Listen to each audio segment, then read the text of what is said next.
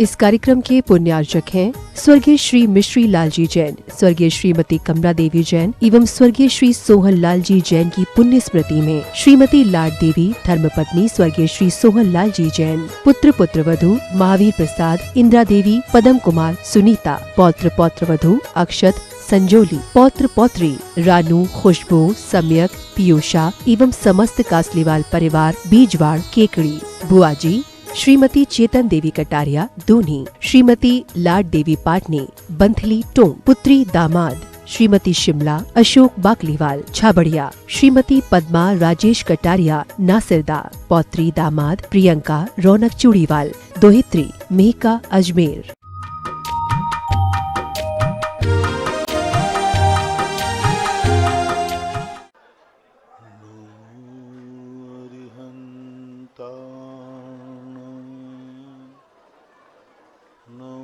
सिद्धाण नमो आयर्यालम नमो वाझायान नमो लोये सवशाहूनम। पंच परमेष्टि भगवान की आचार्य श्री गुरुवर कुंद कुंद महाराज की जय। आचार्य श्री गुरुवर विद्यासागर महाराज की जय। परम पूजनीय निर्व्यापक श्रवण मुनि श्री सुधा सागर जी महाराज की, परम पूज्य चुल्लक श्री 105 गंभीर सागर जी महाराज की, समस्त मुनि संघ की जय। सभी जिज्ञासु एवं श्रोतागण पूज्य श्री को नमोस्तु करें। यशवंत सिंगई जीएसटी ऑफिसर ललितपुर से पूछते हैं, नमोस्तु गुरुदेव, आजकल व्यक्ति अपने बच्चों को इंजीनियर, डॉक्टर या अन्य कोई ऑफिसर बनाने को कहता है, मगर मेरी जिज्ञासा है कि मुनिश्री क्या इंजीनियर, डॉक्टर या अन्य कोई ऑफिसर बनने से पहले व्यक्ति को अच्छा, सच्चा, भला एवं खुद खुश दिल इंसान बनना जरूरी नहीं है क्या? कोई उन दोनों का समय कोई अलग अलग नहीं होता है। पहले इंसान बने, फिर डॉक्टर, इंजीनियर बने, दोनों साथ साथ में चलते हैं। हमारे भारत देश में जो पहले शिक्षा पद्धति थी, वह शिक्षा के साथ साथ इंसान भी बनाता था और शिक्षा के साथ साथ भगवान बनने की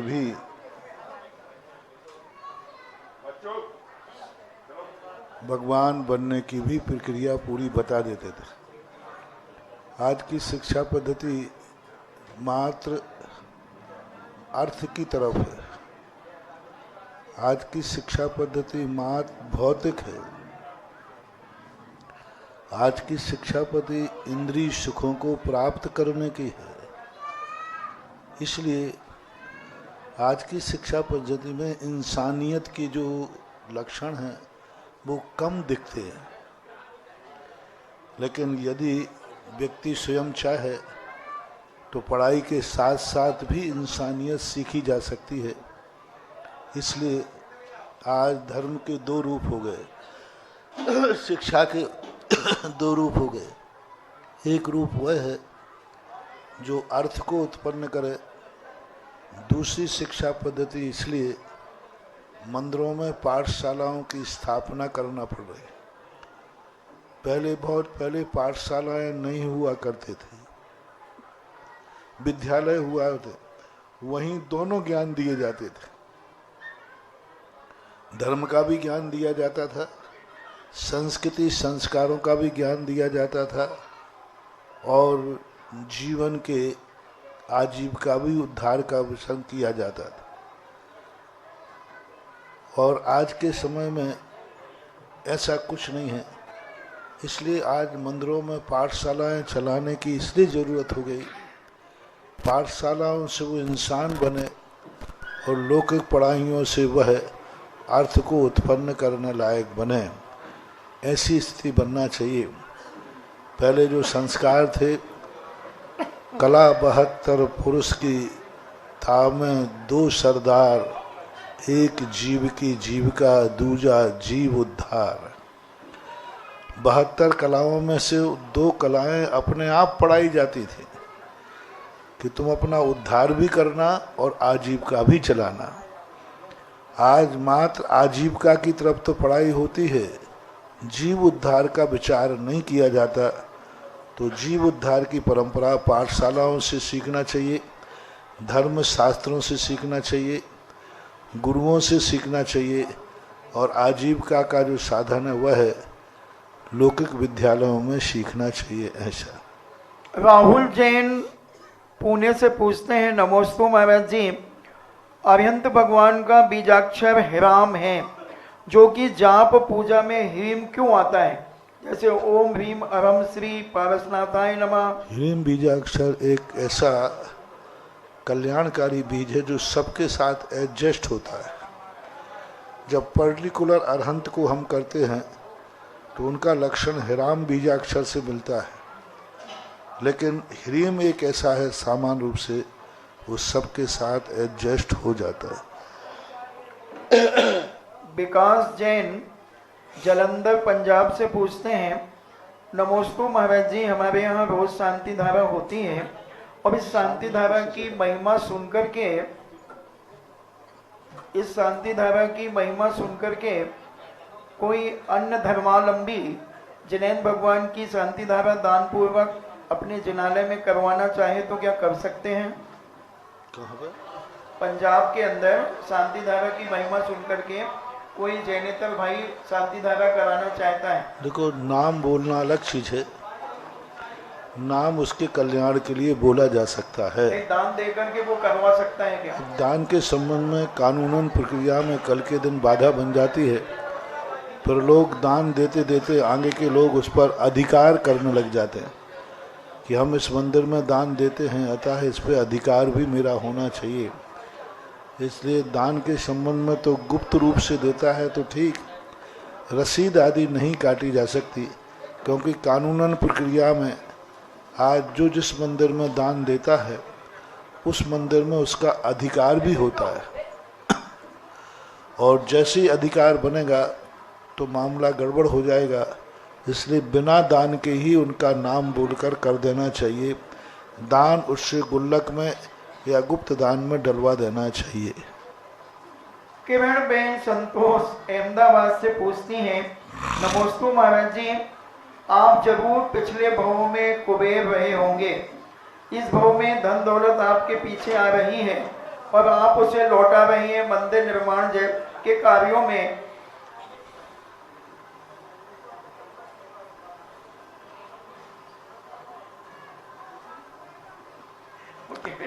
आप पिछले जन्म में कुबेर होंगे। हम क्या थे हमें पता नहीं। अब मैं तो वो पद पाना चाहता हूँ जहाँ कुबेर भी चरणों की धूल बन करके रहे। तुम क्या मुझे कुबेर का पद का लोभ दे रहे? कुबेर का पद तो कहाँ लगता है इस मुनि पद के सामने। कुबेर का पद भी इस मुनि पद के सामने वो धूल बन जाए तो भी समझना बड़भागी है ना। सो इंद्र नाग नरेंद्र वा अहमेंद्र के ना ही कहो। इस पद की वो महिमा है जहाँ कुबेर क्या, सौधर्मेंद्र क्या, और भविष्य में भी मुझे इस पद से कुबेर पद नहीं चाहिए। मुझे तो वो ज्ञान लक्ष्मी चाहिए जो केवल ज्ञान स्वभाव पर आए, और ज्ञान लक्ष्मी जहाँ होगी वहाँ ये बाहरी की लक्ष्मी का कोई मूल्य है ही नहीं। ये बाह्य लक्ष्मी का कितना सा मूल्य है, कितना सा मूल्य है। एक सरकार आ जाए, वो 1 मिनट पहले 500 रुपया है और घोषणा करते ही कागज का टुकड़ा है। 1 मिनट में कागज का टुकड़ा हो गया। 1 मिनट पहले क्या था वो 500 का रुपया, और 1 मिनट बाद कागज का टुकड़ा। तो लक्ष्मी का कोई मूल्य नहीं होता।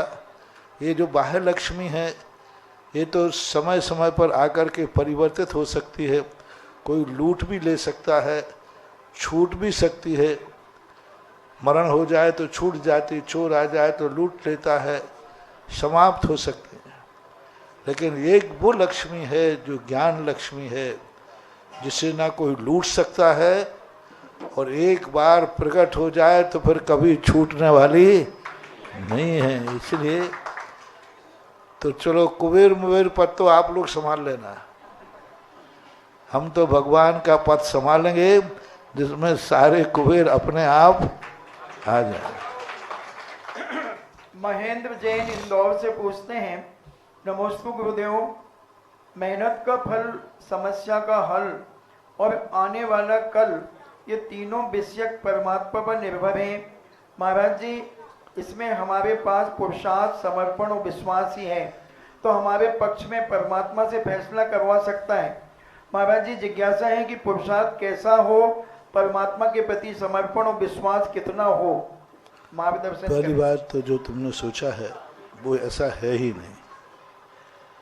समस्या का समाधान और भविष्य भगवान के हाथ में नहीं है। भगवान के हाथ में होता ना तो अभी तक या तो सबको वो भगवान बना देता, क्योंकि वो बहुत दयालु है, बहुत कृपालु है।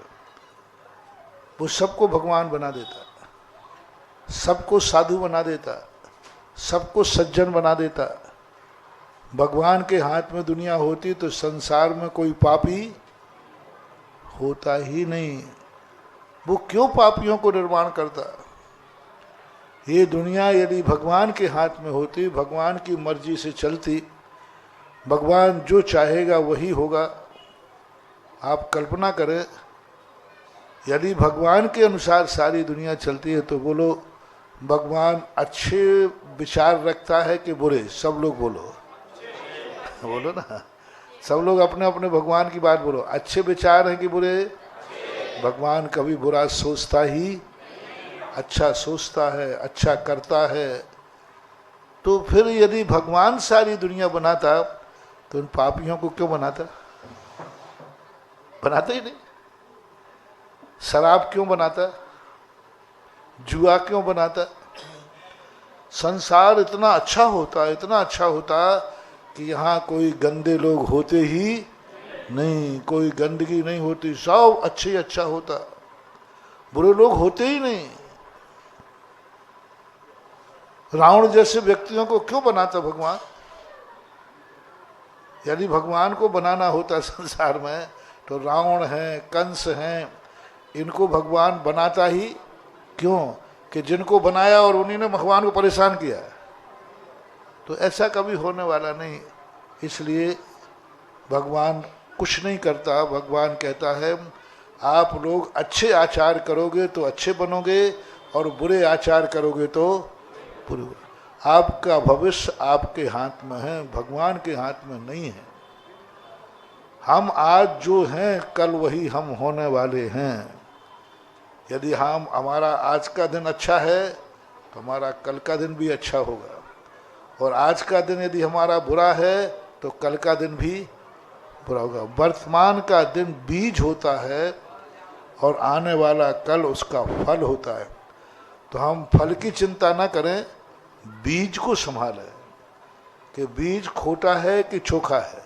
बीज यदि चोखा है तो फल पर संदेह करने की जरूरत नहीं है। इसलिए अपन चाहें तो अपना कल बहुत अच्छा हो सकता है। हम अच्छा विचार रखें, अच्छा सोच रखें, अच्छे लोगों के साथ रहें, साधुओं की संगति करें, सत्संगति करें, सत्संग करें, तो हमारा जीवन भी अच्छा बनेगा।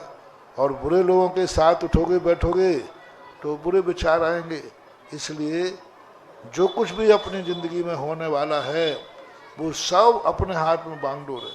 हम जैसा चाहें वैसा बना सकते हैं। अतुल जैन पंडवा जिला झांसी से पूछते हैं, नमोस्तु गुरुदेव, नाम शब्द का हमारे जीवन में कितना प्रभाव पड़ता है? नाम का बच्चों के नामांकन में हमें कितनी विवेकता और सावधानी रखना चाहिए? एक ज्योतिष के अनुसार शब्दों में भी शुभ अशुभ पना होता है। शब्दों के दो अशुभ होते हैं, दो शुभ होते हैं। एक तो अक्षरों की अपेक्षा कोई व्यक्ति का जब जन्म के हिसाब से कोई अक्षर उसको अशुभ होता है, कोई अक्षर शुभ होता है। आपने देखा होगा कि सभी की प्रकृति एक सी नहीं है। किसी की शीत प्रकृति होती है, किसी की गर्म प्रकृति होती है, किसी को वही चीज अच्छी तरह पच जाती है और किसी को। सब अपन मनुष्य हैं कि नहीं? सब मनुष्य हैं, लेकिन सबका नेचर एक सा है क्या? नहीं। सबका शरीर एक सा है क्या? नहीं। किसी को कोई चीज पचती है, किसी को नहीं पचती। इसी प्रकार की स्थिति बनती है अक्षरों की कि कोई व्यक्ति जन्म लेता है तो उसके अनुसार कौन सा अक्षर उसके अनुसार वो स्वभाव रखता है, उसको देखा जाता है। दूसरा ज्योतिष होता है उस अक्षर का अर्थ क्या है। सारे लोग उस अक्षर का अर्थ क्या मानते हैं, उस नाम का अर्थ क्या होता है, तदनुसार भी उसकी भावनाओं का प्रभाव पड़ता है। 100% तो नहीं, लेकिन बुझते हुए दीपक को जैसा हम हाथ लगा देते हैं ऐसे ही नाम के भी प्रभाव देखे जाते हैं। ज्योतिष के अनुसार कुंडली आदि में 12 राशियां हैं, उनमें अलग अलग राशि के अलग अलग अक्षर होते हैं। आप लोग पेपर पढ़ते होंगे, दैनिक पेपर में, तो एक राशियों का खाना आता है ज्योतिष का, उसमें लिखा लेता है फलानी राशि का फलाना अक्षर है। क्योंकि इन अक्षरों के भी कलर होते हैं, स्वाद होते हैं, रंग होते हैं, सब कुछ होता है इन अक्षरों में भी। जैसे वस्तुएं वनस्पतियां सब हैं, लेकिन सभी वनस्पतियां एक समान नहीं हैं। तुलसी के पत्ते का अलग स्वभाव है, नीम के पत्ते का, दोनों वनस्पति हैं कि नहीं है, लेकिन नेचर अलग अलग है। ऐसा ही इन अक्षरों का नेचर होता है, इनका प्रभाव पड़ता है। कौन अक्षर अच्छा बुरा है ऐसा नहीं कहना, किस व्यक्ति के लिए अच्छा है किस व्यक्ति के लिए बुरा है ये देखा जाएगा। ऐसा इंजीनियर सीके जैन इंदौर पूछते हैं, नमोस्तु महाराज जी, शुद्ध व छना हुआ जल को यदि हम गर्म करके स्टील की बोतल में रख देते हैं 24 घंटे तक वह गर्म रहता है, अतः यह माने कि गर्म जल पीने के कारण वह शुद्ध है, उसमें जीव उत्पन्न नहीं हो रहे, तो क्या हम उसको पी सकते हैं? 24 घंटे की मर्यादा का पानी गर्म कर लिया तो उसको 24 घंटे पी सकते हैं? पीते स्टील की बोतल में रख लेते हैं तो ठीक है। नहीं, कोई भी चीज है वो गर्म बनने से इसकी मर्यादा का कोई सवाल नहीं है। अग्नि पे भी रखा रहेगा तो भी वह 24 घंटे ही चलेगा, क्योंकि 24 घंटे के बाद उसमें शीत नाम के जीव उत्पन्न नहीं होंगे, उष्ण नाम के जीव उत्पन्न होंगे। जैसे बहुत अच्छा प्रश्न है, कोई भी चीज है वस्तु रखी है और यदि वो हीट गर्म है, अग्नि पे रख दीजिए आप, तो हम 24 घंटे रखे रहे, हमेशा ही रखे रहे, बड़ा पानी गर्म, तो भी वो 24 घंटे के बाद विकृत हो जाएगा, और विकृत होने से उसमें उष्ण नाम के जीवों की उत्पत्ति हो जाएगी। और यदि गर्म किया हुआ जल 1 घंटे बाद बिल्कुल ठंडा भी हो जाए, फ्रिज में रख दीजिए, तो भी उसमें 24 घंटे तक कोई जीव की उत्पत्ति नहीं हो। जैसे मान लो गर्म कर लिया पानी, उसको आपने फ्रिज में जमा दिया, वो आइस बन गया, जम गया, तो भी वह जमा हुआ जल भी शुद्ध है 24 घंटे तक। 24 घंटे के बाद जल गर्म रखो या ठंडा रखो, वह उसी प्रकार के जीवों को उत्पन्न करेगा, और दूसरी बात वो विकृत भी हो जाएगा, नुकसानदायक होगा। अरुण जैन मदनगढ़ किशनगढ़ राजस्थान से पूछते हैं, नमोस्तु गुरुदेव, जैन धर्म में मल मास का क्या महत्व है, और मल मास में शादी विवाह या अन्य मांगलिक कार्य करने चाहिए या नहीं, कृपया समाधान करें गुरुदेव। क्या तीर्थंकर के कल्याणक के दिनों में शुभ मुहूर्त मानकर मांगलिक काम कर सकते हैं? देखो, ज्योतिष के अनुसार जब मानते हैं तो मल मासों को स्थान तो मिला है। मल मास में पंच कल्याणक वगैरह निषेध किए जाते हैं, अनुष्ठान निषेध किए जाते हैं, तो यदि इनको मानते हैं तो प्रभाव तो है इनके। लेकिन अब कुछ कार्य ऐसे होते हैं जैसे वैराग्य है, वैराग्य का कोई मुहूर्त नहीं होता, जिस दिन वैराग्य हो जाए उसी दिन जन्म का कोई मुहूर्त नहीं होता। पारसनाथ भगवान का जन्म कब हुआ? पौष वदी दशमी, हाँ 1110वीं तो मानते हैं। तो 1110वीं के दिन राजस्थान में दशमी को मानते विशेष 11 को। तो वो उस दिन हुआ, पूष को बदी को हुआ, पूत कृष्ण को हुआ। तो कुछ समय ऐसे हैं जिनमें नहीं मानते हैं, लेकिन आप लोगों के लिए गृहस्थिक जब कार्य शुभ अनुष्ठान करते हैं, जिनको हम अनुष्ठान कहते हैं, जिनको हम फल के लिए करते हैं, जिनकी हम समृद्धि के लिए करते हैं, जिनका फल हमें सुख समृद्धि मिले, तो फिर उन समय इन मल मासों का विचार किया जाता है। सभी दर्शनकारों ने, जैन दर्शनकार ने भी इनको स्वीकार किया है। दिनेश कुमार राठौर थड़ोद सिंगोली जिला नीमच से पूछते हैं, नमोस्तु गुरुदेव, आपके चरणों में बंदन। एवं प्रश्न है कि मेरी बहुत सारी जिज्ञासाओं का समाधान आपके प्रवचन और जिज्ञासाओं से हो जाता है, मगर प्रवचन जब मैं सुनता हूँ तो फिर मुझे नई नई जिज्ञासाएं उत्पन्न होती हैं, ऐसा क्यों होता है? होना ही चाहिए, जिज्ञासा कोई बुरी नहीं है, शंका बुरी है, जिज्ञासा तो होनी चाहिए। जिज्ञासा नहीं होगी तो फिर आगे विकास कैसा होगा? तो जिज्ञासाएं उठने दें, उनका समाधान करें। इसलिए राजीव जैन अमरपाटन से पूछते हैं, नमोस्तु गुरुदेव, सभी चक्रवर्तियों के चक्र का नाम सुदर्शन चक्र ही होता है या अलग अलग चक्रवर्तियों के अलग अलग नाम होते हैं? नहीं, सबका चक्र जितने भी होते हैं, चाहे अर्ध चक्री के हो चाहे चक्री को, उसका नाम सुदर्शन चक्र ही रखा जाता है। मैना अजमेरा सीकर राजस्थान से पूछती हैं, नमोस्तु गुरुदेव, मैंने जिनवाणी सुधा सागर भाग 1 में आया कि मुनि श्री चंद्रगुप्त जी महाराज के संग को देवता विक्रिया ने विक्रिया के द्वारा 4 महीने तक आहार दिए, जबकि मालूम चला तो सारे संघ ने मासो उपवास किए, जाप उपवास किए, प्रायश्चित किए, पंचकल्याणक प्रायश्चित किए। जिज्ञासा यह है कि पंचकल्याणक प्रायश्चित किसे कहते हैं? एक 60 रूप है जो 5 के रूप में होता है, 5 उपवास, 5 दिन तक का ध्यान, 5 इस प्रकार वो पंच कल्याणक कहलाते हैं। वो पंचकल्याणक एक नियत स्थान पर न करके गुरु निर्धारित करते हैं। जब गुरु प्रायश्चित देते हैं तो पंच कल्याणक प्रायश्चित होता है। तो वो 5 चीज़ें क्या दे देंगे वो कोई स्पष्ट रूप से आगम में उल्लेखित नहीं है। वो गुरु के निमित्त से होते हैं, वे कुछ भी विचार करके यथा योग्य प्रायश्चित के भेदों में आता है।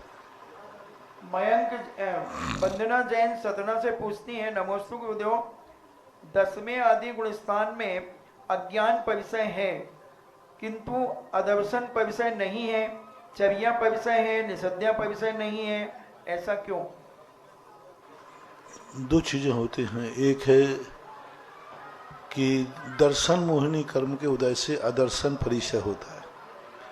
दर्शन मोहिनी की उपसामना 6, 7वें गुणस्थान में ही हो जाती है, क्योंकि 3 प्रकृतियों का उपशम किए बिना वो ऊपर जाएगा ही नहीं। जब कर्म का ही उदय नहीं है तो परिचय कैसे होगा?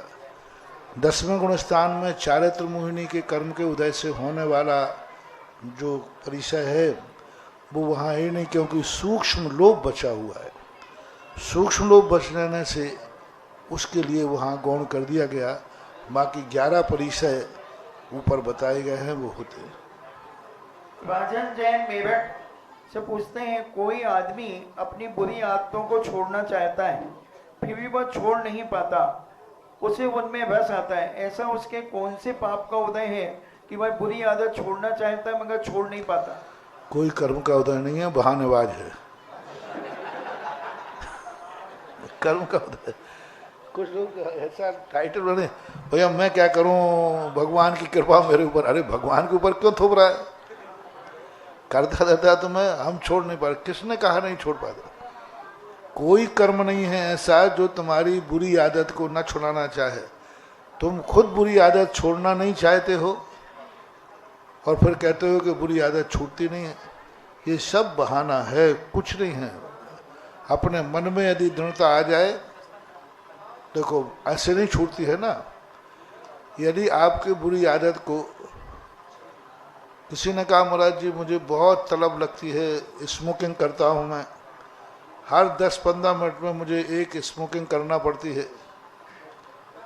महाराज जी मैं नहीं रह पाऊंगा, आप कितनी पढ़ो मैं नहीं रह पाऊंगा। मैंने कहा तू रह जाएगा। उन्होंने कहा महाराज नहीं रह पाऊंगा, आप समझो बात। मैंने कहा रह जाएगा। अब महाराज आप देख लो नियम, आप नियम भी दे दोगे मेरा टूट जाएगा, मैं तो सिगरेट पीऊंगा। मैंने कहा एक तरीका है, मैं एक कोई आतंकवादी को बुलाता हूँ और वो यहाँ बंदूक लगा के रखेगा और कहेगा भैया आप सिगरेट पीना है या गोली खाना है। सिगरेट पिएगा तो गोली भी खाना पड़ेगी। बोलो वो कितनी देर तक रह जाएगा?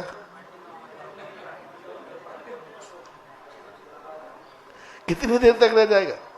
यदि 24 घंटे गोली लगा के रखेंगे तो भाई कहाँ चलेगी तलब? कहाँ चलेगी तलब? कह तो रहा था नहीं मैं नहीं रह सकता हूं। ये सब चीजें बहाने की हैं। एक भय आकर के व्यक्ति के अंदर इतना प्रकार से उसको डरा दे तो उसकी सब आदतें एक तरफ रखी रह जाती है। जेलों में जाकर के 24-24 घंटे वहां महीनों सालों रहते, यहाँ कहते गुटखा छोड़ दे, महाराज साहब नहीं छूटेगा। और जेल में बंद हो जाए तो वहां क्या करेगा? मट्टी चबाएगा? कुछ नहीं है। मन का एक भ्रम होता है, एक दृढ़ता पूर्वक छूट जाए तो छूट जाता है, तो छूट ही जाता है। मन में दृढ़ता चाहिए। रास्ते में चलते चलते एक बाबू गुटखा खा रहा था, यही बाबू बैठा हुआ है। कहा भाई छोड़ दे, उसने हिम्मत करके छोड़ दिया और जेब में निकाल के पुड़िया भी फेंक दी। अब नहीं खाना बेटा है। हाँ कुछ नहीं है, अपना मन का भ्रम है। एक दृढ़ संकल्प शक्ति रखो। हाँ बहुत अच्छा। यादव जी है, हाँ दोनों जने थे, दोनों छोड़ दिए। सब लोगों को देखो, मेरा सभी लोगों से कहना है, अपने जीवन में पैसा है, सब कुछ अपने पास है, अच्छे कार्यों में लगाओ। ऐसी चीज क्या खाना जिससे जिंदगी को भी खतरा हो जाए। इतना जिंदगी को खतरा हो जाता है कि व्यक्ति मुंह नहीं खोल पाता। इतना खतरा हो जाता है फिर किसी का भी स्वाद भी नहीं ले पाता। अच्छा है। अतुल जैन पंडवा जिला झांसी से पूछते हैं, नमोस्तु गुरुदेव, कहा जाता है कि आत्मा अजर अमर है, इसे किसी प्रकार का भय होता नहीं, किसी प्रकार का कष्ट नहीं होता, शरीर ही वेदना या कष्ट का अनुभव करता है, आत्मा नहीं। तो मुनिश्री मेरी जिज्ञासा यह है कि यदि यह सत्य है तो मरण उपरांत शरीर का दाह संस्कार करने पर शरीर को तो किसी भी प्रकार का कष्ट का अनुभव नहीं होता, क्योंकि अब शरीर के साथ आत्मा नहीं है। तो इस कथन को हम अपने कैसे समझें? कांटे में कष्ट नहीं है, पैर में कष्ट नहीं है, लेकिन कांटा जब पैर में चुभता है तब कष्ट है। इसी प्रकार शरीर अलग है, आत्मा अलग है। जब ये दोनों अलग रहते हैं तो कोई कष्ट नहीं है, लेकिन जब दोनों मिल जाते हैं तो फिर कष्ट की अनुभूति होती है। कांटा अलग पड़ा है, शरीर अलग है, कोई कष्ट नहीं, लेकिन कांटा जब शरीर को चुभता है तो फिर कष्ट होता है। तो ये संयोगज पर्याय कहलाती है। जब शरीर के साथ आत्मा का संबंध होता है तो फिर आत्मा सुखी दुखी होती है। अजर अमर की बात तो इसलिए है कि आत्मा यदि मरती होती तो शरीर के मरते हुए वो भी मर जाती।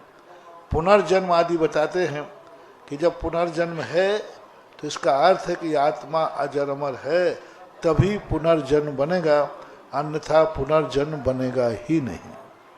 धर्मेंद्र जैन कोशिका ललितपुर से पूछते हैं, नमोस्तु गुरुदेव, भगवान परिक्रमा लगाते समय हमें कौन सा पाठ पढ़ना चाहिए?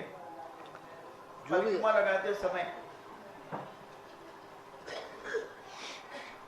ऐसा अलग से आगम में तो कोई निर्धारित किया नहीं, फिर भी भगवान की भक्ति रूप में करना चाहिए।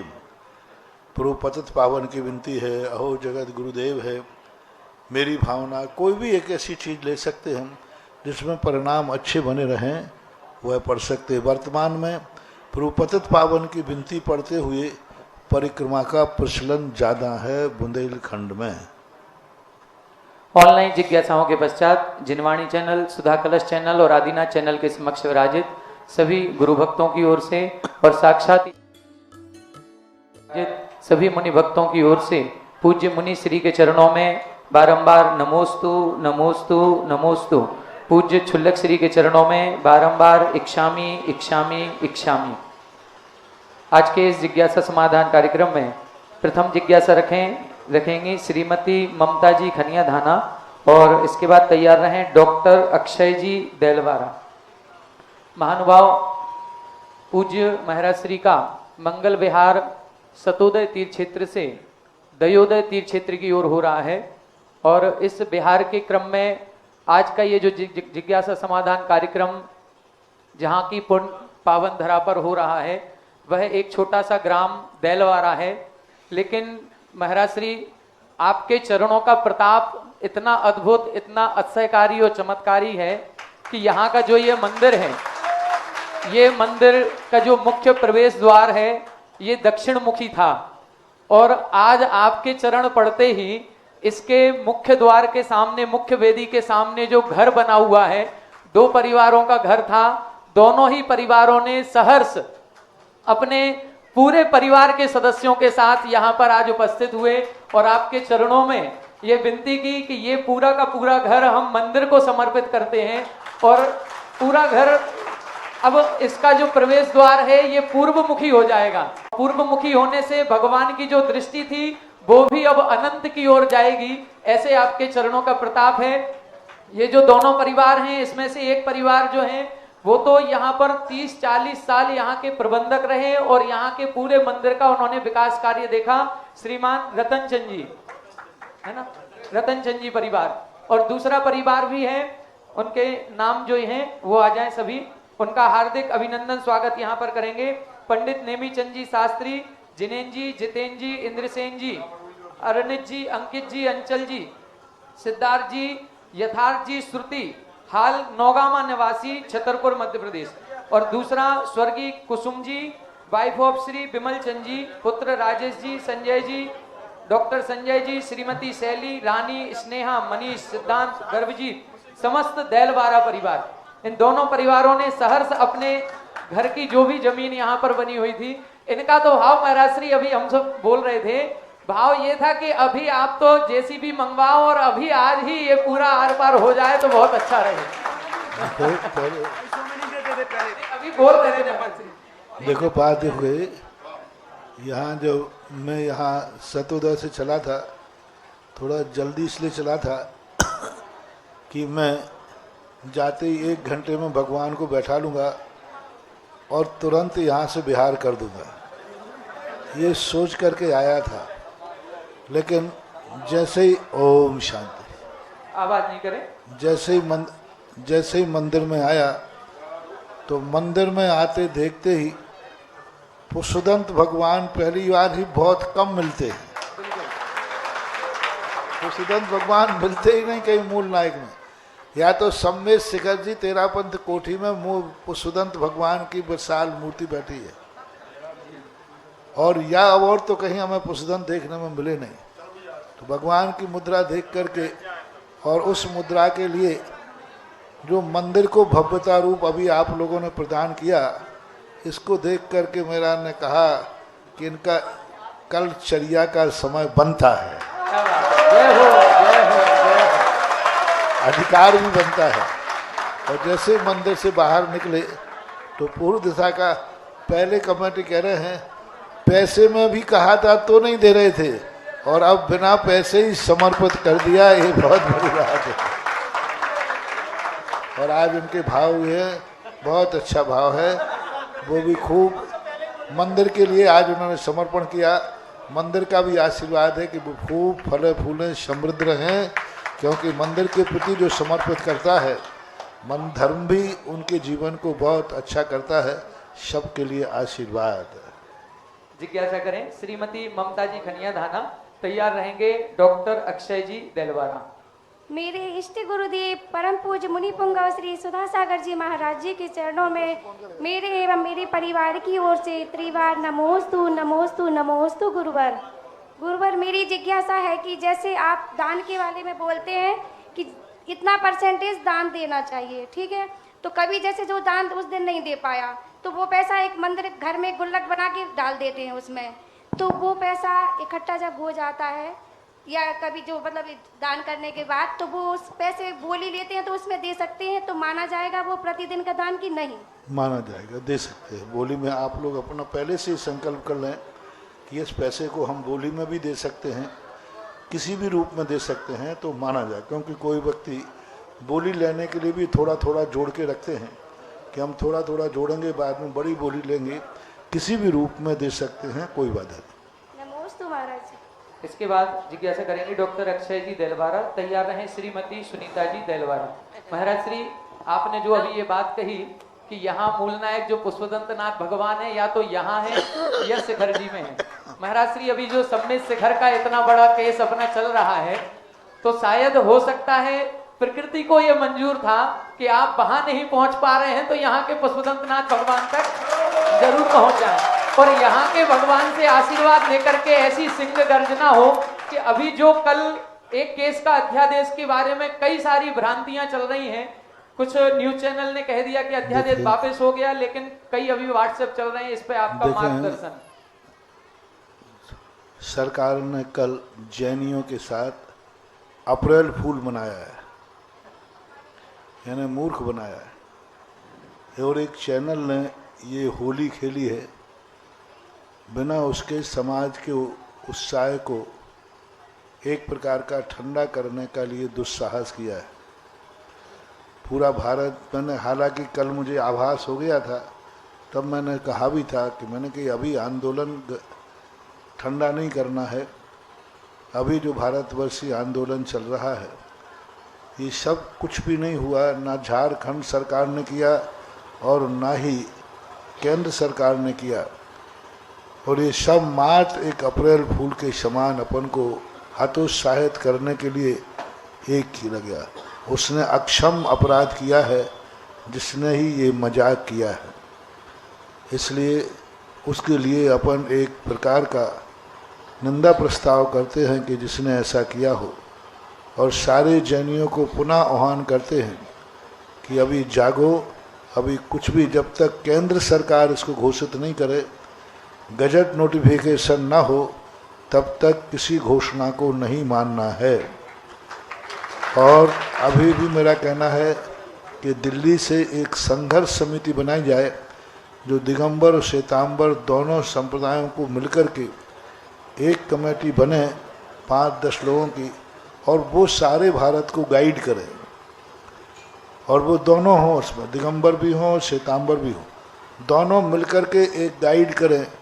ये लड़ाई, ये अधिकार आपको जल्दी मिलने वाला नहीं, ये बहुत लंबा आपको प्रयास करना पड़ेगा, बहुत कदम उठाना पड़ेगा, कई बार अहिंसा की सीमाएं पार करना पड़ेंगी, और हिंसा की सीमाओं में भी प्रवेश करने की स्थिति बन सकती है, यहाँ तक भी स्थिति बन सकती है, क्योंकि ये सहजता में होने वाला कार्य नहीं है। इसको सहज न समझें और पुनः जागृत रखें, और अगला कदम उठाने के लिए पुनः तैयार रहें। लेकिन वो तैयारी 1-2 दिन के अंदर बहुत बड़ी एक कमेटी बन करके दोनों संप्रदायों की और सामने आए।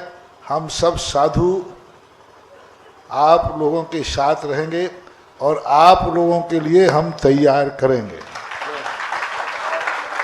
लेकिन एक कोई कमेटी जो दोनों स्तर के भारतवर्षीय सम्मेद शिखर संरक्षण समिति के रूप में सारे भारत के लिए, अलग अलग कोई टाइटल ना हो, अलग अलग बैनर ना हो, अलग अलग नाम ना हो, उसका नाम हो श्री सम्मेद शिखर संरक्षण समिति। इस नाम से आप लोग एक समिति बनाएं। अपने अपने कोई किसी नाम से, कोई किसी नाम से बेहब जारी कर रहा है, ये ठीक बात नहीं है। अब यहाँ नाम की बात मत करो, यहाँ मात्र काम की बात करो। किस नाम से बेहबो, वो आप सब नाम खत्म करो, श्री सम्मेद शिखर संरक्षण समिति बना करके, और एक अंतर्राष्ट्रीय दिल्ली के लोगों से मेरा कहना है कि आप लोग वहाँ बैठ करके और कमेटी बनाएं। देखें उसके संबंध में क्या हुआ है। और खुला न्यूज 8 मिनट का आपको जो कल आपके साथ मजाक की गई है भारतवर्ष के साथ, वो कितना गंदी मजाक थी, कितना भ्रम फैलाया गया, आप खुद अपनी कानों से सुने। एक न्यूज चैनल की कहानी सुनाए, सुने आप सब लोग। 8 मिनट के लिए मैं मौन होता हूं, आप सब लोग सुनेंगे। ऑडियो चला दें। अब भैया विदिशा से एसपी जैन करके बोल रहा हूँ। जी जी भैया विदिशा से एसपी जैन बोल रहा हूँ, सिद्धार्थ प्रकाश। जी जी जी जानकार जी जानकार। जानकारी लेते थे, आपकी न्यूज चल रही है हमारे काफी व्हाट्सएप ग्रुप में ऑल ओवर इंडिया में। हाँ हाँ तो उसमें ये चल रहा है कि राज्य सरकार ने वापस ले लिया, अभी केंद्र सरकार ने वापस नहीं लिया। नहीं नहीं, अभी स्टेट झारखंड ने भी वापस नहीं लिया। ये बिल्कुल किसी मूर्ख व्यक्ति ने बिना नोटिफिकेशन पढ़े खबर चला दी। अच्छा अच्छा अच्छा। ये एक कागज जारी हुआ है। हाँ हाँ एक कोई जैन समाज ने अल्पसंख्यक आयोग ने इस संबंध में शिकायत की थी। हाँ हाँ हाँ। और माइनॉरिटी आयोग ने स्टेट गवर्नमेंट से इसमें जवाब मांगा था। जी जी जी जी। स्टेट गवर्नमेंट को जवाब नहीं दे पाई। अच्छा अच्छा अच्छा। तो चीफ सेक्रेटरी झारखंड को नोटिस भेज के अल्पसंख्यक आयोग ने हेमंत सोरेन को तलब किया आयोग में। अच्छा अच्छा अच्छा तलब। और उसकी तारीख लगाई है 17 जनवरी। हाँ हाँ हाँ हाँ हाँ। और सिर्फ इतना हुआ। और उसमें भी आप ये समझिए कि ये हेमंत सोरेन को अल्पसंख्यक आयोग में बुलाने का कोई मामला है नहीं, फायदा है नहीं। क्योंकि ना तो प्रस्ताव हेमंत सोरेन ने भेजा था, प्रस्ताव भेजा था हेमंत सोरेन से पूर्व की जो भाजपा सरकार थी उस सरकार ने, रघुवर दास जी की सरकार ने। जी जी जी, पहले भी ऐसा आदेश हुआ था लेकिन प्रस्ताव पास नहीं हुआ था। और केंद्र सरकार ने, केंद्रीय सरकार के मंत्रालय ने उस गजट को जारी किया है। जी जी जी जी। तो इसे जिसने गजट जारी किया वापिस तो वही लेगा ना। हाँ, केंद्र सरकार से वापिस आएगा ये तो। केंद्र सरकार से वापिस आएगा। हाँ। और केंद्र सरकार के विभागीय मंत्री ने, केंद्रीय मंत्री ने लोकसभा में अभी एक कल या परसों में ये कहा है जो पर्यटन हमने ऐसा कोई आदेश जारी नहीं किया। जो पर्यटन मंत्री हैं, वन अभ्यारण्य मंत्री ने बयान दिया है कि हमने ऐसा कोई आदेश जारी नहीं किया। अच्छा अच्छा अच्छा अच्छा। ये स्टेट का मामला है, वो झूठ बोल रहा लोकसभा में खड़ा होकर। मतलब ये न्यूज चला के बेकार है, मतलब कुल मिला के इस न्यूज का खंडन चलाओ आप। न्यूज का खंडन चलाना चाहिए ये। हाँ, क्योंकि इसमें आंदोलन में बहुत गड़बड़ हो जाएगी फिर तो। भाई साहब गड़बड़ हो गई, लोग कह रहे खुशियां बनाओ, ढोल बजाओ। हाँ, हो सकता है ये लोग न्यूज चैनल वाले से मिलू के ऐसे स्टेटमेट जारी कर। न्यूज चैनल वालों से मेरी बात हुई है, जो नेशनल चैनल है। हाँ हाँ हाँ हाँ। वो कह रहे हैं कि हमारे पास ऐसा कोई आदेश नहीं आया, कोई फर्जी का चैनल है उसने वीडियो डाल रखी बस। हाँ, वो एक ही चैनल आईबीसी वाले ने। हाँ हाँ, वो कोई फर्जी चैनल है, फर्जी चैनल। नेशनल अगर ये खबर होती तो नेशनल चैनल तो सबसे पहले चलाते। और फिर सीएम का स्टेटमेंट आता ना झारखंड के। भाई साहब सीएम का स्टेटमेंट आता, और सीएम का स्टेटमेंट इसमें वैल्यूएबल है नहीं। वो खुद बोलते भाई ये बात को। भाई साहब सीएम का मैं आपको एक बात और बताऊं। हाँ हाँ। सीएम इसमें सिर्फ एक काम कर सकता है। जी जी जी। सीएम शिखर जी को हाँ हाँ शाकाहारी क्षेत्र घोषित कर सकता है। हाँ हाँ। और इस प्रस्ताव को रद्द करने का प्रस्ताव केंद्र में भेज सकता है, केंद्र में भेज सकता है। जी जी जी जी, समझ। करना केंद्र को है, करना केंद्र को है। जी जी। केंद्र मुकर रहा, केंद्र कह रहा हमने ऐसा कुछ किया ही नहीं। बताओ, अभी ये सारा न्यूज चला दी, वो एक न्यूज वाले ने क्या डाल दिया। बॉस जैन साहब आप इसका बहुत बड़े स्तर पे खंडन करो और करवाओ, नहीं तो मामला खराब हो जाएगा सारा। मामला खराब हो जाएगा। हाँ। बड़ी मेहनत से जैन समाज सड़कों पर आया, ये मामला खराब हो जाएगा। कर दिया है कुल मिला के। आप इस भ्रम को तोड़ने के लिए काम करो। जी जी, सही कह रहे आप पूरी ताकत जैन साहब आप लगा दो कि ये भ्रम टूटे। जी जी जी जी, सही कह। मैं कम से कम 50,000 लोगों को मैसेज अब तक भेज चुका कि ये फर्जी है, ये फर्जी है। सही कह रहे हो आप, ये न्यूज चैनल ही फर्जी चल रही है कुल मिला के। ये पता नहीं कौन सा चैनल है आईवीसी, हमने सुना कभी आईवीसी नाम बताओ। यही नहीं है, वो तो लोकल ही होगा साहब कोई। और मैं अनपढ़ है वो जो नोटिफिकेशन है इंग्लिश में। जी जी भैया, मैं तो ये कहना चाह रहा हूँ कि सीएम का खुद स्टेटमेंट आता ना। सीएम स्टेटमेंट दे नहीं सकता बॉस, आप समझो ना। हाँ। मेरे घर का बैनामा मुझे करना, आप स्टेटमेंट कैसे दे दोगे? बताओ आप। मेरे घर का मालिक मैं हूँ। हाँ।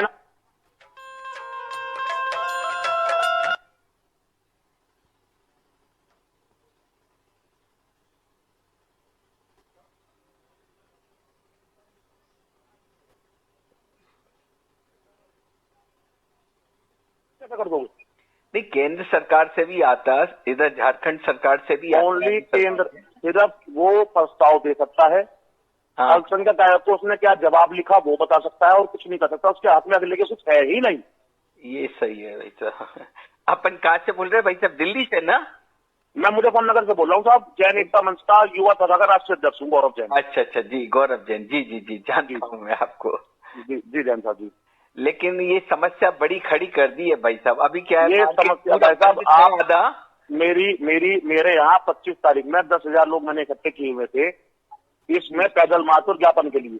जी, आज जी। मेरी 3 मीटिंग थी, तीनों मीटिंग खतरे में आ गई। अरे वाह, बताओ।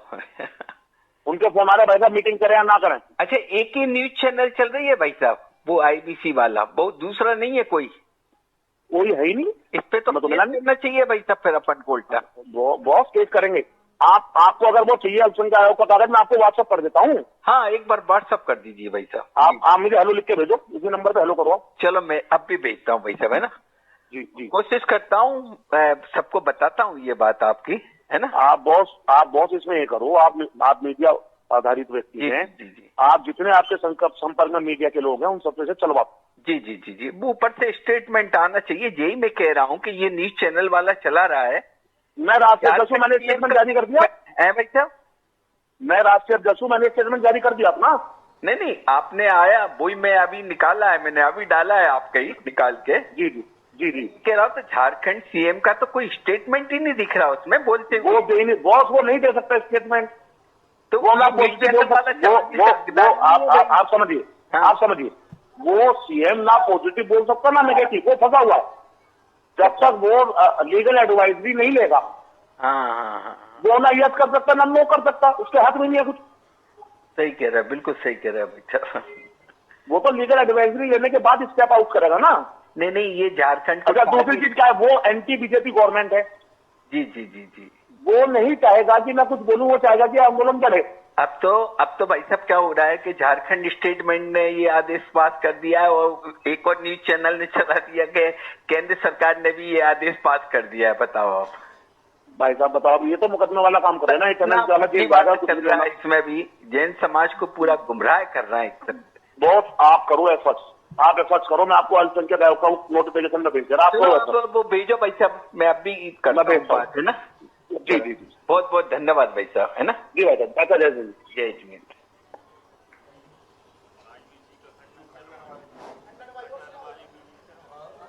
अब देखो, जिसने कल चलाया था, खबर भेजी थी, उस चैनल ने अपनी गलती स्वीकार कर ली और खेद व्यक्त किया है। लेकिन खेद करने से उसके लिए अब ठीक है, जो है यही कर सकते हैं, तो खेद व्यक्त कर रहा है। क्षेत्र घोषित करने के खिलाफ देश भर में जैन समाज में नाराजगी देखी जा रही थी। झारखंड के CM हेमंत सोरेन की ओर से इस फैसले की वापसी की घोषणा किए जाने की खबर भी आई। हालांकि इस खबर की झारखंड सरकार ने कोई भी आधिकारिक पुष्टि नहीं की और इसलिए IBC 24 झारखंड सरकार की ओर से घोषणा वापस लेने संबंधी चैनल पर प्रसारित अपनी खबर का खंडन करता है। बिना आधिकारिक पुष्टि के इस खबर को चलाने के लिए हमें खेद है। ठीक, अब इसका अर्थ इसलिए सुनाया आप लोगों को, इससे आप लोगों को जो आप लोग कदम उठा रहे हैं उस कदम को आगे उठाएं, जारी रखें और सरकार को भी इस प्रकार का संदेशा दें कि आप हम लोगों के साथ धोखा न करें और उसको स्पष्ट करें।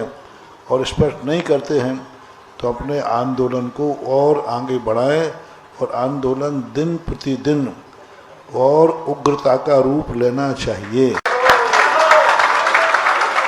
दिन प्रतिदिन यह आंदोलन जो है और जिस रूप में बन सके, जो आपकी मर्यादाएं हों, जो आपके, तो उसके लिए बने। अब उसके लिए आपको क्या करना है, आप लोग सब लोग तैयार होकर के अपनी करें। हम लोगों का जो सहयोग है साथियों का, वो भावनात्मक वचनात्मक दो रूप में होता है।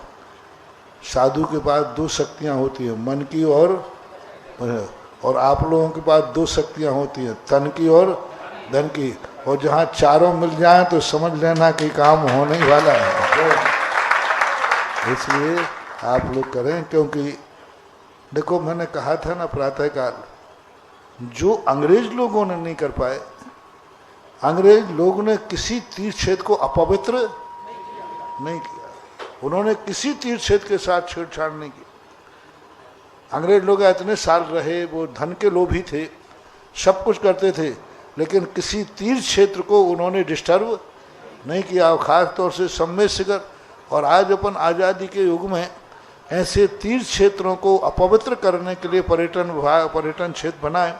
अरे बहुत सारे जंगल पड़े उसी बिहार में, मैंने कहा था ना, उसी बिहार में आसपास बहुत अच्छे अच्छे इससे भी सुंदर जंगल हैं जिनको पर्यटक क्षेत्र बनाया जा सकता है।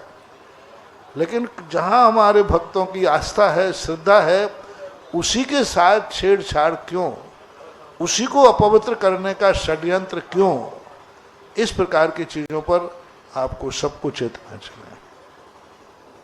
आगे जिज्ञासा करेंगे डॉक्टर अक्षय जी देलवारा, तैयार रहेंगी श्रीमती सुनीता जी देलवारा। नमोस्तु महाराज जी, नमोस्तु महाराज जी, नमोस्तु। हमारे पिताजी बहुत ही धार्मिक थे और इसी मंदिर के प्रबंधक थे, जिनकी देखरेख में इस मंदिर जी का निर्माण हुआ है। लेकिन कुछ ही समय पहले उनकी आकस्मिक मृत्यु हो गई। महाराज जी, हमारी जिज्ञासा है कि हमारे परिवार का ऐसा क्या पाप कर्म का उदय था कि इस प्रकार की घटना हुई, कृपया हमें मार्गदर्शन दें। कभी कभी क्या होता है बाबू, अपन लोग दुर्घटना मानते हैं, उस जीव का इतना पुण्य आ जाता है कि उनके पुण्य के अनुसार उनको यहाँ VIP व्यवस्था नहीं मिलती तो कर्म कहता ट्रांसफर करता हूँ। अपन समझते हैं कि एक तुम्हें संस्मरण सुनाता हूँ। एक गांव में बहुत अच्छा थानेदार था, बहुत अच्छा, बहुत ही अच्छा, बहुत ही अच्छा, सब लोग सोचाते थे। उसकी अच्छाई के कारण से उसका प्रमोशन हुआ। अब प्रमोशन होता है तो ट्रांसफर तो हो गई, क्योंकि वो पोस्ट ही वहाँ नहीं थी।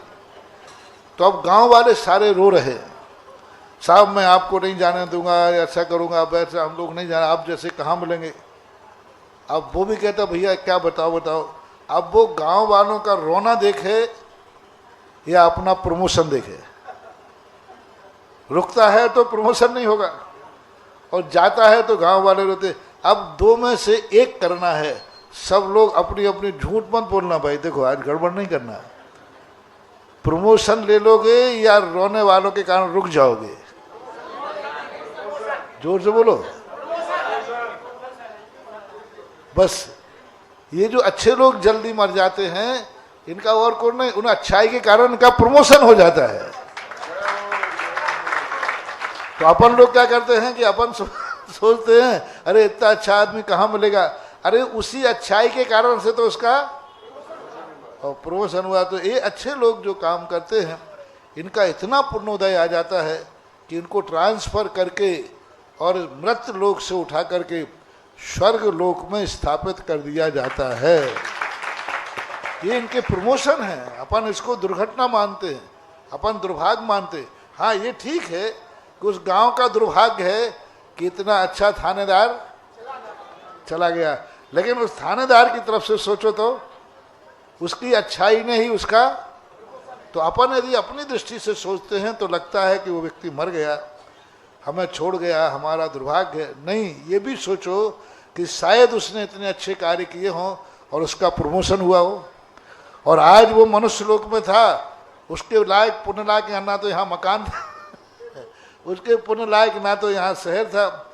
इसलिए कर्म ने कहा तू इतना अच्छा आदमी है, मैं तुझे मनुष्य लोक से स्वर्ग लोक में भेजता हूँ, और वो स्वर्गों में जाकर के देव बन करके दिव्य वस्तुओं के साथ अपना जीवन यापन कर रहा है।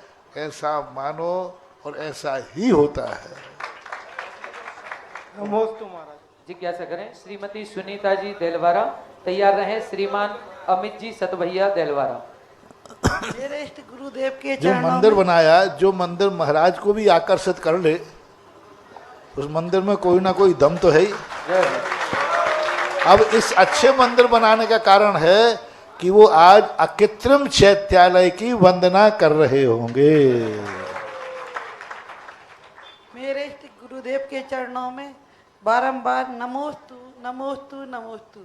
महाराज जी, मेरी विनती है कि जैसे हम कहीं तीर्थ वंदना पे जाते हैं तो भाई वहाँ पे कई मंदिर रहते हैं, तो हर मंदिर का अर्घ तो नहीं बोल पाते, और कई जगह भगवानों के चिन्ह भी समझ में नहीं आते, और हम कोई विनती पढ़ने लगते हैं तो अगर चिन्ह कोई भगवान का समझ में आता है तो बीच में छोड़ देते हैं, और अगर वो पढ़ने लगते हैं तो फिर वो छूट जाता है उसका। कोई बात नहीं, कोई समझ में नहीं आया भगवान तो भगवान तो है, इतना तो समझ में आता है। वाह, जय भगवान की। अब नाम पता नहीं चल रहा है तो कोई बात नहीं, लेकिन भगवान तो है, तो भगवान की जय बोल दिया, बस तो इतनी काफी है। क्या बोल के अर्घ चढ़ाना चाहिए हमें? कुछ नहीं, उदक चंदन सर्वव्यापी है, सर्वव्यापी है। उदक चंदन जो है देव को भी चलता है, गुरु को भी चलता है, और शास्त्र को भी चलता है। जिज्ञासा करें भाई श्री अमित जी सदवैया देलवारा, तैयार रहें श्री अंकित जी नौगांव। हम सबके इष्ट गुरु मुनि पुंगव श्री निरापक श्रम मुनि पुंगव श्री सुधा सागर महाराज जी के सादा चरणों में सदभैया परिवार देलवारा इसके तरफ से नमोस्तु नमोस्तु नमोस्तु। शुल्लक श्री गंभीर सागर जी महाराज के चरणों में नमोस्तु। महाराज जी, मेरी जिज्ञासा है कि आज्ञा विषय धर्म ध्यान क्या कहलाता है, और वर्तमान परिवेश में आज्ञा विषय धर्म ध्यान का कैसे पालन किया जाए? आज्ञा विषय का अर्थ होता है जिस चीज में हम कुछ भी नहीं जानते हैं, तो जो हमारे आदर्शों ने, जो हमारे पूर्वजों ने कहा है उसको यथावत स्वीकार कर लेना। मान लीजिए हमें नहीं मालूम कि यहाँ रास्ता कहाँ गया है, किसके लिए गया है, लेकिन किसी बड़े बुजुर्ग ने कहा कि इस रास्ते पर मत जाना, तो उनकी आज्ञा को सिरोधार्य करके बिना जाने हुए उस बात को मान लेने का नाम आज्ञा सम्यक दर्शन है। अच्छे कार्य के लिए हमें नहीं मालूम कि यहाँ कार्य करने से अच्छा होगा, लेकिन किसी महापुरुष ने कह दिया यह कार्य करने से अच्छा होता है, उस कार्य को करने लग जाना आज्ञा होता है। तो हम कितनी चीज़ों को नहीं जानते हैं, लेकिन जो भगवानों ने कहा है हम उसी को आज्ञा मान करके स्वीकार कर लेते हैं। हमें नहीं मालूम कि मोक्ष कहाँ है, लेकिन महापुरुषों की आज्ञा मान करके हम स्वीकार करते कि मोक्ष है, तो ऐसा मानना चाहिए। जिज्ञासा करें भाई श्री अंकित जी नौगांव, महाराज जी तैयार नमोस्तु। भाई श्री आदेश जी दिगंबर जैन समाज साहेबपुर। महाराज जी नमोस्तु। मनहा स्थिति पारिस्थितियों की जननी है, इसके बारे में बतलाइए महाराज जी। मनहा स्थिति, मनहा स्थिति पारिस्थितियों की जननी है, इसके बारे में बतलाइए महाराज जी। ऐसी बात नहीं है, मना स्थिति परिस्थितियों का निपटारा भी करती है। मना स्थिति नहीं हो तो परिस्थितियां भी नहीं हो, और परिस्थितियां तो मना स्थिति के बिना भी आती हैं। लेकिन मन का सही उपयोग किया जाए तो यही मन हमें परिस्थितियों से निजात भी दिला सकता है, परिस्थितियों से छुटकारा भी दिला सकता है। अब मन को अपन को संभालना है कि मन हमें परिस्थितियां बुलाता है या मन परिस्थितियों को हटाता है। जिज्ञासा करें श्री आदेश जी दिगंबर जैन समाज गुरुदेव के चरणों इसके बाद तैयार रहें श्रीमान प्रफुल्ल जी शिक्षक देलवारा। परम पूज्य गुरुदेव के चरणों में मेरे और मेरे परिवार को से बारंबार नमस्तु। मेरी शंका यही महाराज श्री कि जैसे कोई शांति धारा कर रहा है और किसी के परिवार में सूतक पातक चल रही, तो क्या वो दूसरे व्यक्ति से शांति धारा करा सकता है, उसका नाम बोल सकता है? करवा सकते हैं, नाम बोल सकते, कोई बात नहीं। जिज्ञासा करेंगे श्रीमान प्रफुल्ल जी देलवारा, तैयार रहें श्रीमान ललित जी सिंघई नौगांव।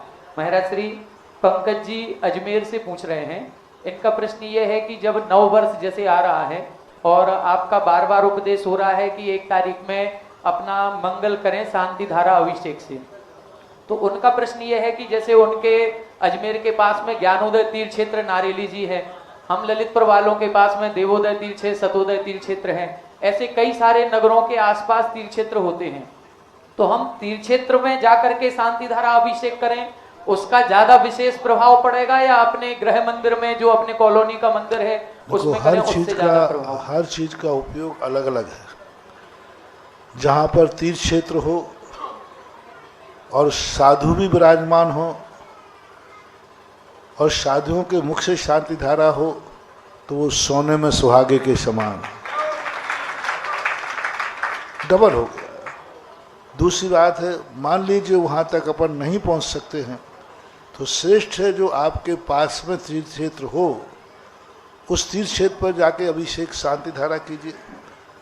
और नारेली ज्ञानोदय में तो 1 जनवरी बहुत बड़ी, सारे विश्व के लिए बहुत बड़ी वरदान सिद्ध हुई। 1 जनवरी में पूरे, ओम शांति, 1 जनवरी में कभी विश्व में कोई कार्य हुए हैं कि नहीं हुए मुझे पता नहीं। 1 जनवरी भारत में और जैनियों के लिए कोई वरदान सिद्ध हुई है ऐसा हमें कोई बात नहीं।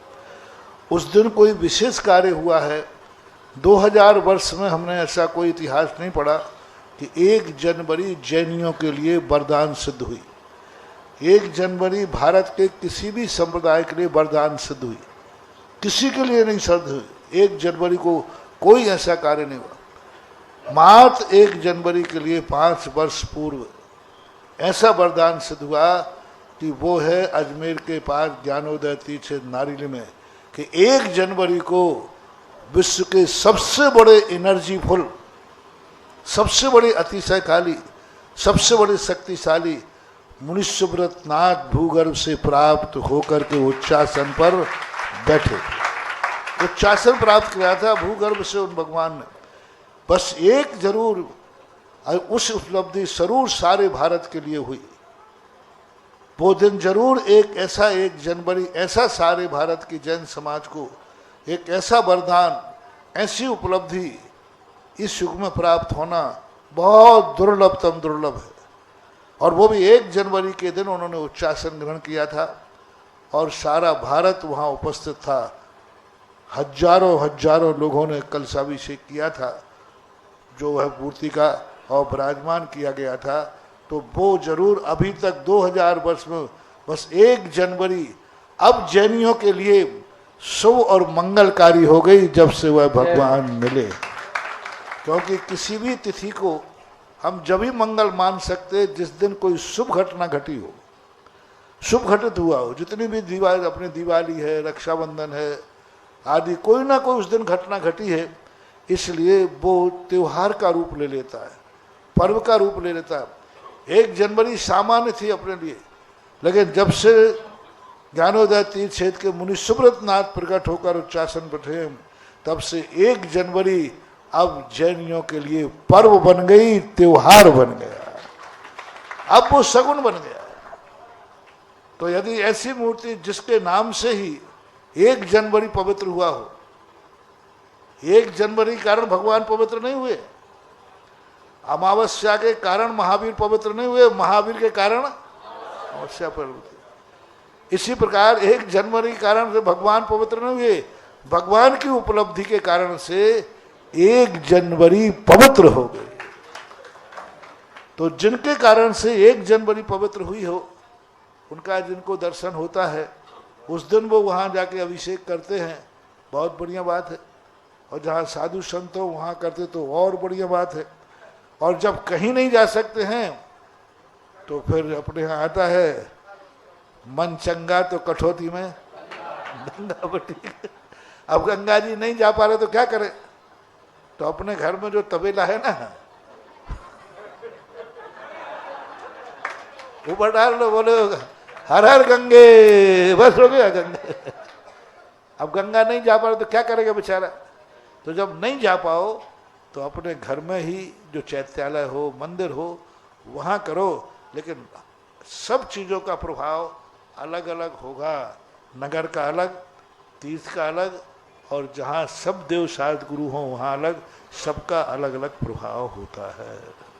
महानुभाव, 9 वर्ष का पावन पर्व, जैसा कि महाराज श्री ने बताया कि विश्व की सर्वोत्कृष्ट एनर्जिस्ट जो प्रतिमा है वो मुनीश्वरत नाथ भगवान की ज्ञानोदय तीर्थ क्षेत्र में विराजमान है।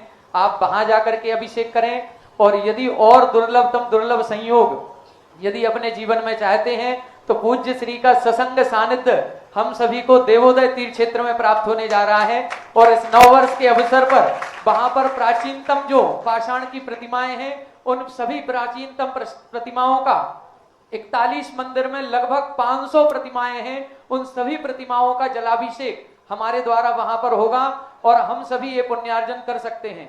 मात्र 5100 रुपए की राशि निर्धारित की गई है। उसमें आपको धोती दुपट्टा, कलश आदि जो भी सामग्री है किट बैग के साथ आपको प्रदान की जाएगी। और पूज्य श्री के मुखारबिंद से जो शांति धारा वहां पर की जाएगी, उस शांति धारा में आपके परिवार के सभी सदस्यों का नए वर्ष के अवसर पर पूज्य श्री के मुखारबिंद से सभी सदस्यों का नामोच्चारण भी होगा। और पूज्य श्री के यदि आपका पुण्य रहा, सौभाग्य रहा, आपने ऐसा यदि पुण्य किया होगा, तो पूज्य श्री के स्वयं के हाथों के द्वारा आपके मस्तक पर वो गंधोदक भी दिया जाएगा। अब देखते हैं वो महापुण्यशाली पात्र कौन होगा जिसके मस्तक पर पूज्य श्री के हाथों द्वारा जो गंधोदक प्राप्त होगा। आप सभी नव वर्ष के अवसर पर देवोदय तीर्थ क्षेत्र आए, ज्ञानोदय तीर्थ क्षेत्र जाएं, या आपके नगर के समीप जो भी तीर्थ क्षेत्र हो, आप वहां तीर्थ क्षेत्र पर जाएं और अपने नव वर्ष का मंगल करें, यही भावना है। जिज्ञासा करेंगे भाई श्री प्रफुल्ल जी देलवारा, तैयार रहेंगे ललित जी सिंघई नौगांव। परम पूज्य गुरुदेव के चरणों में मेरे और मेरे परिवार और समस्त ग्रामवासियों की तरफ से बारंबार नमोस्तु नमोस्तु नमोस्तु। महाराज जी, किसी ने कहा है यदि आप तरक्की करना चाहते हैं तो जो आपको पसंद हो उसको प्राप्त करने की कोशिश करें, और यदि आप सुखी रहना चाहते हैं तो जो आपको प्राप्त है उसको आप पसंद करें। तो महाराज जी, इन दोनों के बीच कैसे सामंजस्य बनाएं? पहला क्या बोले? यदि आप तरक्की करना चाहते हो तो जो आपको पसंद है उसको प्राप्त करने की कोशिश करें, और अगर सुखी रहना चाहते हो तो जो प्राप्त है उसी को पसंद करें। बहुत सारे लोगों को शराब पसंद है। हाँ, गांव में मजदूर लोग हैं, उनको शराब दिन अस्त और मजदूर मस्त हो जाता है। और शराब यदि बांट दो ना तो वोट नहीं देना तो विपरीत पार्टी को वोट दे देते हो।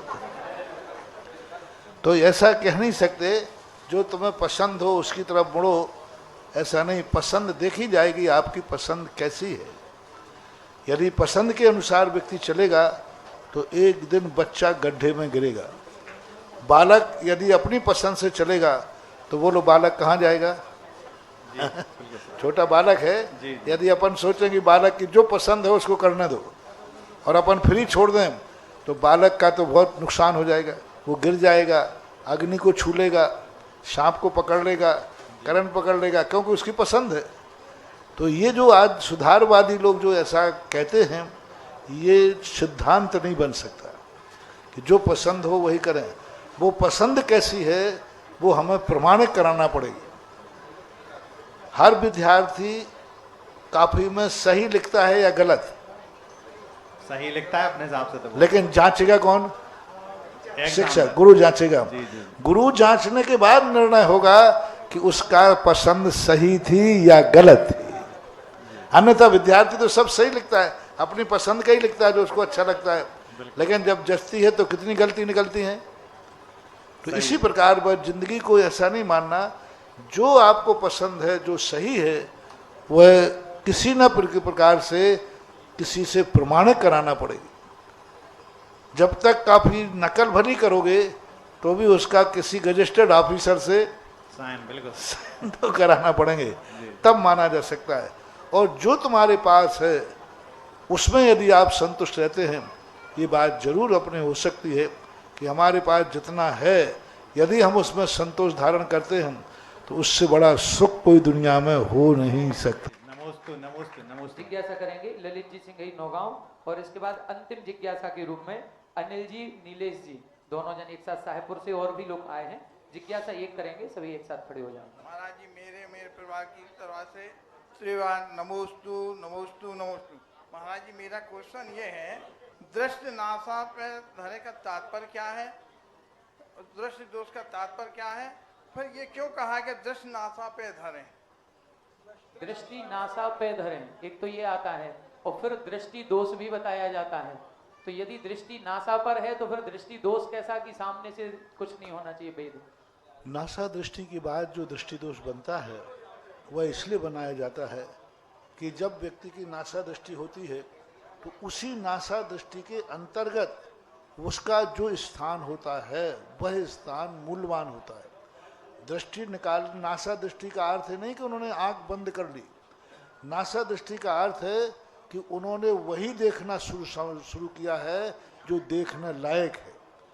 खुली आंख का अर्थ होता है हम सब देखेंगे, अच्छा भी देखेंगे, बुरा भी देखेंगे, और नासा दृष्टि का अर्थ होता है हम वही देखेंगे जो देखने लायक है। इसलिए जो दृष्टि दोष बताया गया है वह दृष्टि दोष बराबर माना जाता है। गज दृष्टि पर जिनेंद्र भगवान की दृष्टि होती है तो वह दृष्टि वहाँ पर मूल्यवान है, क्योंकि गेट के 8 भाग होते हैं, उसमें स्वान दृष्टि भी है, दानव दृष्टि भी है, ध्वस्त दृष्टि भी है, अश्व दृष्टि भी है, और जिनेंद्र भगवान की सबसे बड़ी दृष्टि गज दृष्टि मानी जाती है। तो गज का अर्थ वही होगा भद्रता। तो नासा दृष्टि से अर्थ है नहीं, लेकिन उन्होंने आंख बंद कर ली। नासा दृष्टि का अर्थ है अधकुली हुई स्थिति, इसलिए तो ऊपर का गेट छोड़ा गया, पूरे गेट को नहीं देख रहे हैं। यानी जो नासा दृष्टि रखी गई है वह और नासा दृष्टि दोनों एक मिल जाते हैं। पूरी खुली ही में पूरा दरवाजा दिख रहा है और नासा दृष्टि में बस उतना ही दिख रहा है जितना दरवाजा उनकी दृष्टि पड़ना चाहिए। इसलिए नासा दृष्टि में और दरवाजे की दृष्टि में एक रूप ही है, दोनों में भिन्नता नहीं है। आज की अंतिम जिज्ञासा करेंगे साहेबपुर समाज से पधारे हुए सभी समाज सेवी श्री अनिल जी साहेबपुर और नीलेश जी साहेबपुर। पूज्य गुरुदेव नमोस्तु। पूज्य गुरुदेव, जीवन में संस्कारों का क्या महत्व है? माँ बाप को अपने बच्चों को किस प्रकार के संस्कार देना चाहिए? जीवन में संस्कारों का इतना महत्व है कि एक बच्चा संस्कार विहीन है और उसने कमाई की और कमाई करने के बाद बोतल पीकर नाली में पड़ा है, और एक व्यक्ति को संस्कार दिए गए, उसने कमाई की और कमाई लेकर के घर वापस आया और अपने पिताजी के हाथ में सौंप दिया। इतना संस्कार और कुसंस्कारों में अंतर है। तो ना कमाने से नहीं, नाली से बचना है तो संस्कारवान होना पड़ेगा। और माता पिताओं को संस्कार देते समय यही संस्कार देना चाहिए कि धन कमाना महत्वपूर्ण नहीं है, धन का लाभ लेना महत्वपूर्ण है। धन का लाभ लेना, धन कमाया था अच्छे के लिए और धन ने पाड़ दिया नाली में, तो उस धन से सुख कहाँ मिला? तो ये संस्कार माता पिताओं को बच्चों को देना चाहिए कि धन के साथ साथ यदि संस्कार नहीं होगा तो यही धन उस स्थान पर पहुंचा देगा जो कुत्तों का स्थान है। नाली किसका है? शुक्रों का, कुत्तों का। और संस्कार नहीं रहेगा तो यही धन तुम्हें कहाँ पहुंचा देता व्यक्ति को? नीचे। और संस्कार रहेगा तो यही धन कहाँ पहुंचा देगा? उच्चासन पर बैठा देगा। ऐसा होना। एक और अंतिम जिज्ञासा रखेंगे श्रीमान ब्रज किशोर जी देलवारा। हेलो, श्री गुरुवार के चरणों में कोट कोट चरण वंदन नमन। हमारा प्रश्न ये है कि हमने गुरुदेव का दर्शन माता जी का तो किया नहीं है। गांव में गायत्री मंदिर बना था तो हमारे उनके कार्यकर्ताओं ने गुरु दीक्षा के रूप में हमें गायत्री देव स्थापना की कर दी थी हमारे घर पे। तो हम गायत्री की साधना सुबह शाम की जाती है और रात में जैसे 8-9 बजे से मोबाइल रात भर चलाते हैं और भजन प्रवचन सुनते उल्टा सीधा भी देखने लगते, फिर मन बेचैन हो जाता। तो क्या बिस्तर पर रात भर भगवान का भजन कर सकते हैं? कोई गायत्री मंत्र नहीं कर सकते तो क्या सीताराम का भजन रात भर कर सकते हैं? कर सकते। देखो, दो चीजें हैं। बिस्तर पर भजन करने की क्यों स्थिति है? मजबूर हैं, बीमार हैं, परेशान हैं, तो किसी भी दशा में भगवान का भजन करो, कोई दोष नहीं है। लेकिन हम स्वस्थ हैं, समय पूजा पाठ का है, फिर भी हम सोते हुए करें तो फिर ठीक नहीं है। परिस्थिति के अनुसार यदि आप भजन सोते सोते करते हैं तो कोई बाधा नहीं। भगवान के भजन तो ऐसा है जो सब कभी किसी भी समय उठते बैठते सोते जागते कभी भी कर सकते हैं। लेकिन जब वही हम कोई पूजा और अनुष्ठान का रूप धारण करेंगे तो हमें पवित्र स्थान चाहिए, स्नान चाहिए, सब कुछ अच्छा चाहिए। तो भजन करने में बाधा नहीं है, लेकिन पूजा जब पाठ करेंगे तो हमें अच्छे स्थान से करना चाहिए। वो तो दरबार में पवित्र स्थान पर कर बस तो रात में 1 बजे से मोबाइल देखती है 12 बजे से। हाँ, कर तो सकते। सुबह हो जाता तो इससे अच्छा तो है कि 12-1 बजे से बैठ के नहीं कर सीताराम का सकते। भजन करो। कोई बाधा नहीं, कोई बाधा नहीं। बहुत अच्छी तरह करो, बहुत बढ़िया करो। आज के जमाने में इतनी बड़ी बड़ी मूछें कम देखने में मिलती हैं। आज हमारे बीच में विकास प्राधिकरण से इंजीनियर मालवी जी हमारे बीच में है। पृथ्वीपुर से दिगंबर जैन समाज के अध्यक्ष श्रीमान बिमलेश जी बुखारिया जी हमारे बीच में है। देलवारा समाज पंचायत समिति उनका हार्दिक अभिनंदन स्वागत करना चाहती हैं, वो आगे आए। शाहपुरा दिगंबर जैन समाज से शाहपुर दिगंबर जैन समाज से भी प्रतिनिधि मंडल पूरा यहाँ पर आया हुआ है पूज्य श्री के चरणों में श्रीफल अर्पण करने के लिए। उनसे भी निवेदन है वो भी आए और श्रीफल अर्पण करके गुरुवर का आशीर्वाद ग्रहण करें। थनवारा गांव से भी, थनवारा के सभी हमारे समाज सेवी समाज श्रेष्ठी हमारे राजन जी थनवारा आ गए क्या? हाँ आइए। पूरी थनवारा से भी दिगंबर जैन समाज आई है, आपके चरणों में श्रीफल अर्पण करके आशीर्वाद ग्रहण करें। नौगांव जैन समाज भी,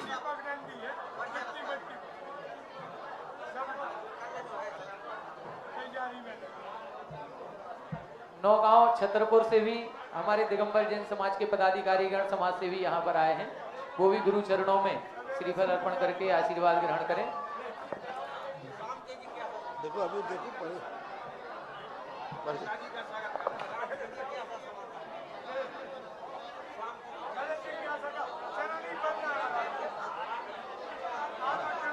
अभी सभी बैठे यहाँ पर, अभी पूज्य श्री मंच पर विराजित हैं और अभी हम सभी को सौभाग्य अर्जित होगा पूज्य श्री की आरती करने का। अभी नहीं। आप सभी 2 मिनट और विराजे। हमारे देलवारा से जो भी अजैन भाई भी यहाँ पर उपस्थित हैं, उन सभी से भी निवेदन है वो भी गुरु चरणों में अपना नमोस्तु निवेदित करके आशीर्वाद ग्रहण करें।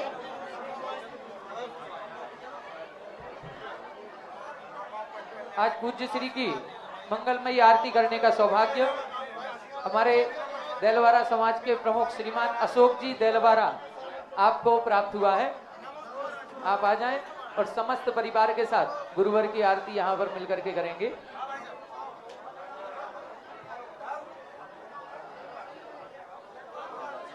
आइए, हमारे मुकेश जी सराफ, सनत जी खजुरिया जी सभी आगे आए, राजेंद्र जी थनवारा जी सभी मिलकर के गुरुवर की आरती करेंगे। आरती लगा दे भैया।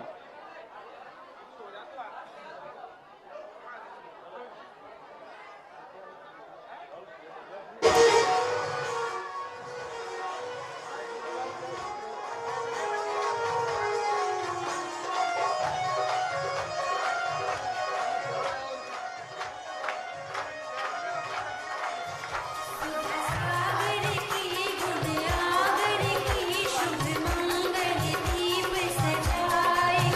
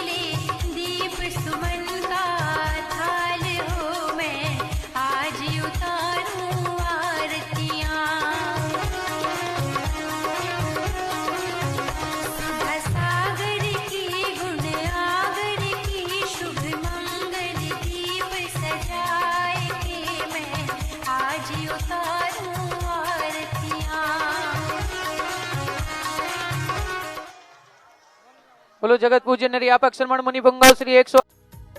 इस कार्यक्रम के पुण्यार्चक थे स्वर्गीय श्री मिश्री लालजी जैन, स्वर्गीय श्रीमती कमला देवी जैन एवं स्वर्गीय श्री सोहन लालजी जैन की पुण्य स्मृति में श्रीमती लाड देवी धर्मपत्नी स्वर्गीय श्री सोहन लालजी जैन, पुत्र पुत्रवधू महावीर प्रसाद, इंदिरा देवी, पदम कुमार, सुनीता, पौत्र पौत्रवधू अक्षत, संजोली, पौत्र पौत्री रानू, खुशबू, सम्यक, पीयूषा एवं समस्त कासलीवाल परिवार बीजवाड़ केकड़ी, बुआजी श्रीमती चेतन देवी कटारिया दूनी, श्रीमती लाड देवी पाटनी बंथली टोंक, पुत्री दामाद श्रीमती शिमला अशोक बाकलीवाल छाबड़िया, श्रीमती पद्मा राजेश कटारिया नासिरदा, पौत्री दामाद प्रियंका रौनक चूड़ीवाल, दोहित्री मेहका अजमेर,